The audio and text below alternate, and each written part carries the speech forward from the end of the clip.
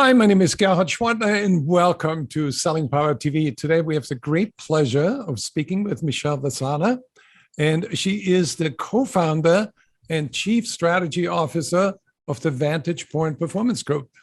Welcome, Michelle. Thank you so much, Gerhard. Happy to be here. You are very passionate about helping sales leaders create an agile sales force. Why is VantagePoint so passionate about sales agility? Well, Gerhard, we've been exposed to some very innovative research over the last 5 years.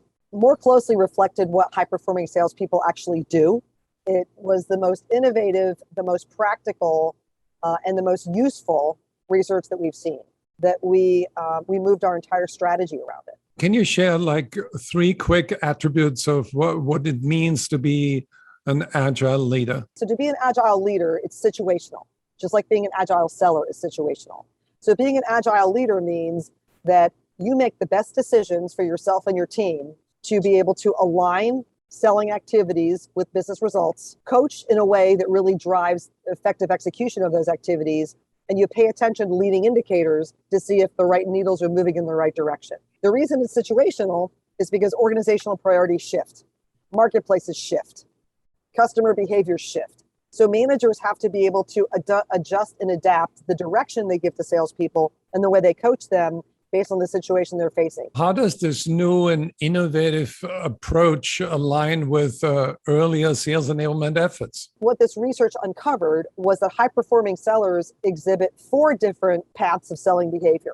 They exhibit a consultative path, a disruptive or challenging path, a value path, which is mostly ROI-driven, and a competitive path, which is all about differentiating your product offerings. The situation they face is the determining factor about which pattern they choose to execute in any given scenario. What organizations need to understand is that there are factors that impact the buying situations their sellers face. The highest performing sellers do a really good job of assessing those factors to make sense of the buying situation they're facing before they choose which path they're going to take. And they marry the two up very effectively. Average and low performing sellers always use the same pattern, and it only works about 25 to 30% of the time. Prior investments are actually quite useful, especially those in consultative selling, because that really forms the basis of all these different patterns of sales behavior. So how is coaching impacted by an agile sales approach? There's 2 situations that a manager has to take into consideration when they determine what kind of coaching they're going to do. The first one is, which selling activities are most critical to achieving the KPIs my organization has set for me and ultimately getting more people to quota? What are those activities that are directly connected with the outcomes they want? They have to coach those activities.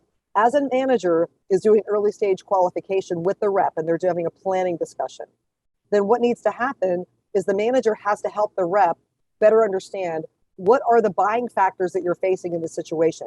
What are the customer dynamics? At what buying stage are they? What's their level of problem awareness? What's the competitive landscape? So the manager can coach the seller to better assess and understand these buying factors to make sense of the buying situation. So, Michelle, what are the biggest challenges organizations face in building an agile sales force? So, Gerhard, one of the challenges they face is in mindset. So if I'm a sales enablement person and I have a learning path or development path for my salespeople, my go-to approach is to establish a consistent sales process and have everyone follow that sales process. So the first thing that organizations have to do, especially enablement leaders, is to expand their mindset to say, all right, I've been driving for a standardization and a one-size-fits-all approach. Research shows that doesn't work.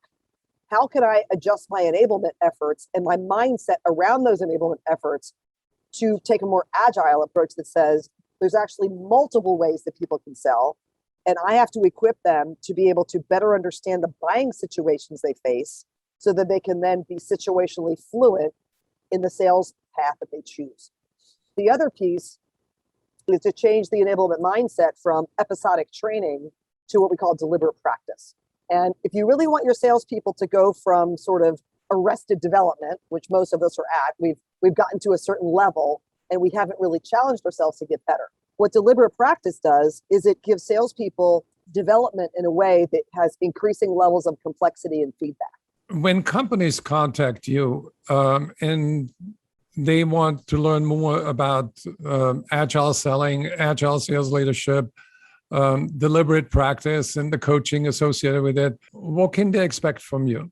They can expect for us to share with them a learning journey that actually reflects what high performers do, high performing managers and high performing sellers. They're going to get a recommendation for a learning journey that lasts anywhere from 18 to 36 months, because we know that people don't become experts overnight.